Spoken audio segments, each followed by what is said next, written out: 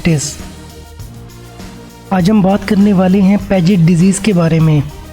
Causes of the Paget disease, sign and symptoms, investigation.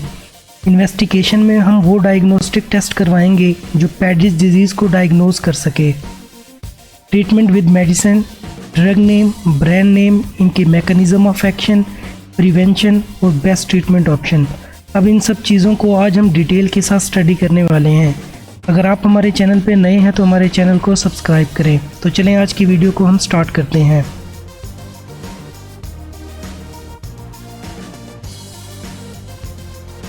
Padget disease abnormal bones remodelling को कहते हैं।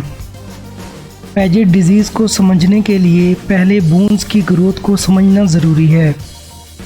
उम्र बढ़ने के साथ साथ बोन्स में ओल्ड सेल्स की डिजनरेशन होना शुरू हो जाती है और न्यू बोन्स के सेल्स बनते हैं। जिस तरह हर 3 से 4 माह के बाद ब्लड्स के अंदर रेड ब्लड सेल डिस्ट्रॉय हो जाते हैं और न्यू रेड ब्लड सेल बनते हैं, इसी तरह बोन्स फॉर्मेशन में भी एज बढ़ने के साथ साथ ओल्ड बोन सेल्स डिस्ट्रॉय हो जाते हैं और न्यू बोन सेल्स बनते हैं। इस कंडीशन को बोन फॉर्मेशन कहते हैं। लेकिन पैजेट डिजीज़ के अंदर जब ओल्ड बोन सेल्स डिस्ट्रॉय होते हैं तो विटामिन डी की कमी की वजह से एबनॉर्मल न्यू बोन्स बन जाती हैं।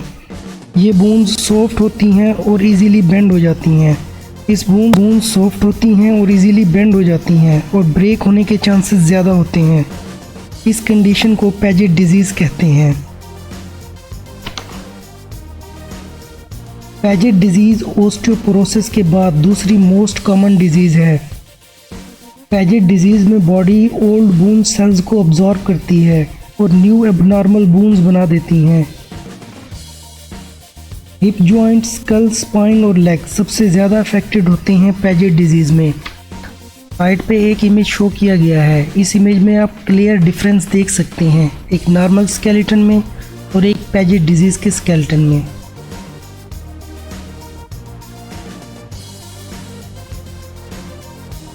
Causes of Paget disease.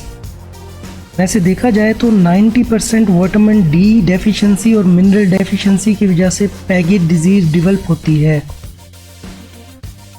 Padget disease genetic factor की वजह से भी हो सकती है। फैमिली मेम्बर से जीन्स ट्रांसफ़र होते हैं। पैजेट डिजीज़ इन्वायरमेंटल फैक्टर की वजह से भी हो सकती है। इन्वायरमेंटल फैक्टर में बैक्टीरियल इन्फेक्शन और वायरल इन्फेक्शन शामिल हैं।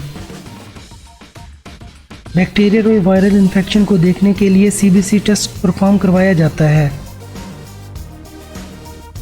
Sign and symptoms of Paget disease.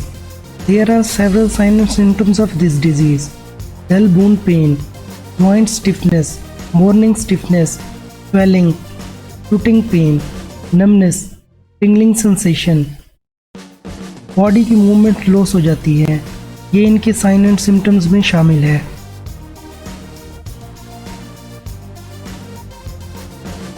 Diagnostic test. Physical examination से हम इस चीज़ को डायग्नोज कर सकते हैं। एक्सरे और एमआरआई परफॉर्म करवाए जाते हैं ताकि बोन्स की हालत को और स्ट्रक्चर को देख सकें। कंप्लीट ब्लड काउंट, बैक्टीरियल और वायरल इन्फेक्शन को देखने के लिए ये टेस्ट परफॉर्म करवाया जाता है। ये वो डायग्नोस्टिक टेस्ट हैं, इनको परफॉर्म करके हम पैजेट डिजीज़ को डायग्नोज कर सकते हैं। Treatment option. Multivitamins Padget disease का एक बेस्ट ट्रीटमेंट ऑप्शन माना जाता है। एनाल्जेसिक मेडिसिन दी जाती हैं पेन को रिड्यूस करने के लिए। बोन्स की स्ट्रेंथ के लिए विटामिन बी कम्प्लेक्स दिए जाते हैं। इन्फ्लेमेशन को कम करने के लिए एंटी इन्फ्लेमेटरी मेडिसिन दी जाती हैं। फिजियोथेरेपी पैजेट डिजीज़ के लिए बेस्ट ट्रीटमेंट ऑप्शन माना जाता है।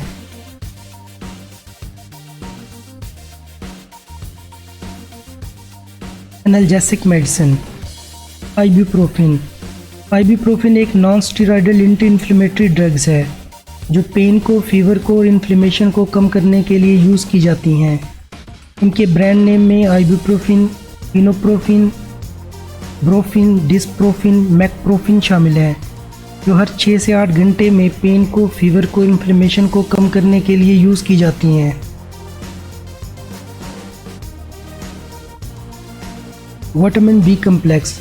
विटामिन बी कम्प्लेक्स बोन्स की स्ट्रेंथ के लिए दी जाती हैं। विटामिन बी कम्प्लेक्स में इंजेक्शन नैरोबियन, पेविडॉक्स और बी कम्प्लेक्स शामिल हैं जो इंट्रामस्कुलर और इंट्रावेनस लगाए जाते हैं। टैबलेट्स में सर्बेक्स जेड और सर्बेक्स टी, नैरोबियन और B complex once a day use की जाती हैं। सिरप में पोलीबियन और बीकोजाइम दिए जाते हैं। ये वो मेडिसिन हैं जो मसल्स और बोन की स्ट्रेंथ के लिए पेशेंट को रिकमेंड किए जाते हैं। अगर आपको हमारी ये वीडियो पसंद आ रही हैं तो हमारे चैनल को लाइक करो, शेयर करो, सब्सक्राइब करो और बेल आइकन को प्रेस करो ताकि जब भी मैं कोई लेटेस्ट वीडियोज़ अपलोड करूँ तो उसको नोटिफिकेशन सबसे पहले आपको मिल जाए।